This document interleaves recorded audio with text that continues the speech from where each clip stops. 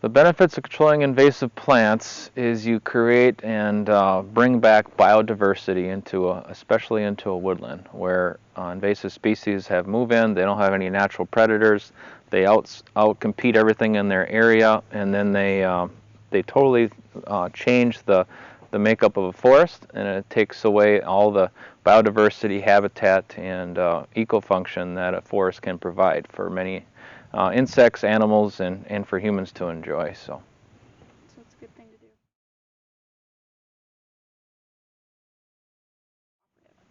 A CISMA is a cooperative invasive species management area, formerly called cooperative weed management areas. They've changed the name, and it's a group of folks from all different backgrounds, from all different places, from government agencies, from private industry, from nonprofit organizations, citizen groups, organizations, other nonprofits, coming together, figuring out what the local problems, the local issues with invasive species, what are the resources out there, how can you bring those resources together and work on projects or get people involved that normally would not be, or have been working on their own and want to work in a group setting where you can get more done, continue that momentum moving forward, and make progress on projects, small and large scale, and just to engage folks, especially town and county governments, in roadside work and work with the DNR to work on public lands and private properties where people feel like they've lost their forest or their prairie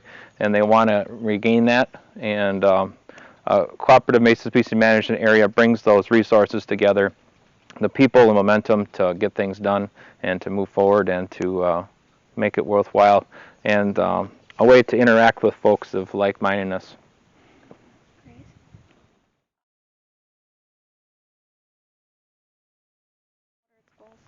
LSIP is Lower Chippewa Invasive Partnership. We started in 2011 as just a group of people that wanted to know what was going on in invasive species. There was nothing going on in our area. A landowner came to the county government building wondering what was going on, and from there sprung up a group of citizens and businesses, organizations.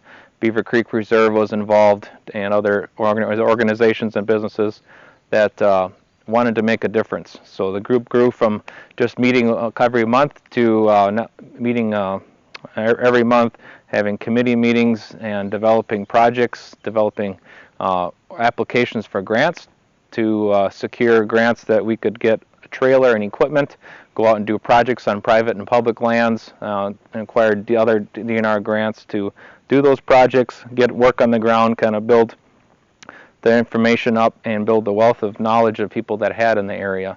From there, we grew into 2015 a need for more organizational structure. By then we went towards becoming a nonprofit organization in 14, approved in 15. That was allow us to cut out the fiscal agent and to bring in donations and support and through grants to do projects throughout the area. From there it grew from 4 counties up to 5, so now we serve Chippewa, Dunn, Eau Claire, Pepin, and Pierce County. So that expanded that and expanded the range of what we could do. From there we did projects and presentations around the area, and then continued to expand outside and work with state agencies and other folks that we couldn't have done in our own. And now I'm the full-time position staff that continues to coordinate those efforts and to move us forward, using a work plan every year and using strategic goals as well, monitoring those. We have a full board of 7 that continue to help push things forward, and then we have a lot of active citizens out there doing projects on their own property, working with their neighbors, just continuing to what we call spread the word, not the plant.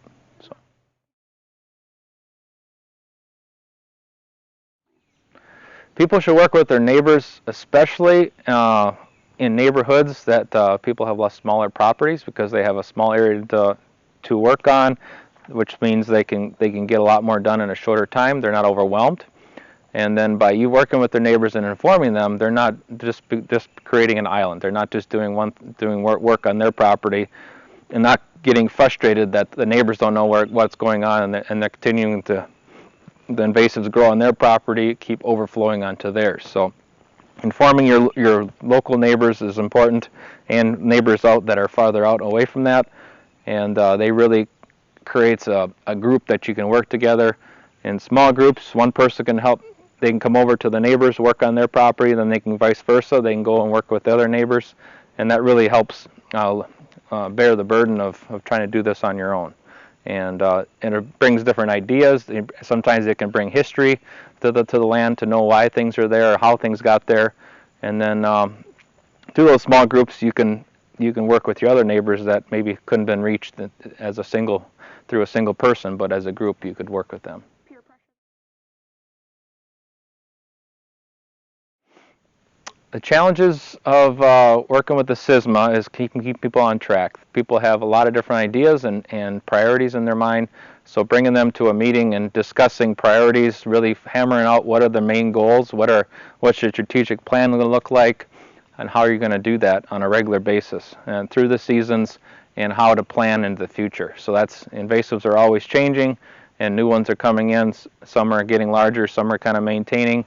So figuring out what the priorities are and keeping people on task, and then taking those folks that are enthusiastic and how to plug them into projects or work on outreach, to work on control, to work on education, just reaching those areas and finding out where all those connections are to make the group really run smoothly.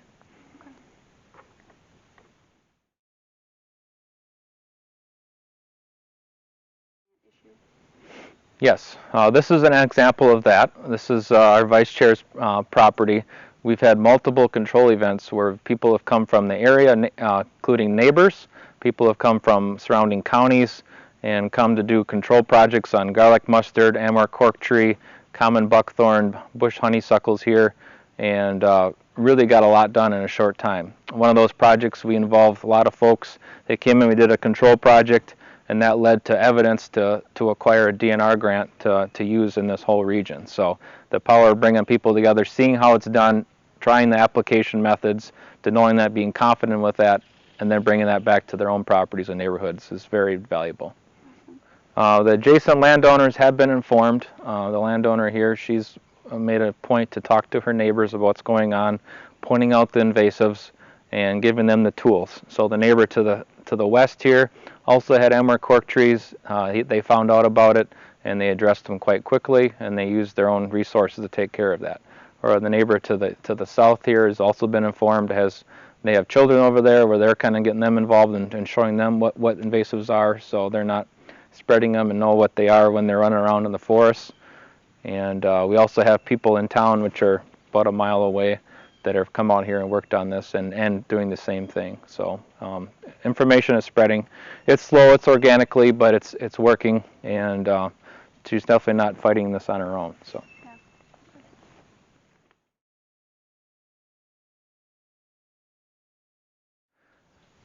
The best thing that I've seen that works is bringing information to neighbors, not being judgmental, not being forceful, just going over and having conversations about what's going on their property, and then saying what you could be doing on your property to enhance it, and then tying that into the use of your property, what you're using it for, how that connects with future generations, making that case of slowing down the invasives before they totally take out everything in your forest or your prairie, or wherever you are, your wetland, and then by having that personal story and explaining that, and then having resources available to hand to them, stuff they can read on their own, and then giving them time and then doing a follow-up meeting with them, just a discussion or a phone call, really helps, and it really helps people know that you're genuine and you want to make a difference and you don't want to do this on your own. And there's places and people and organizations that can help you.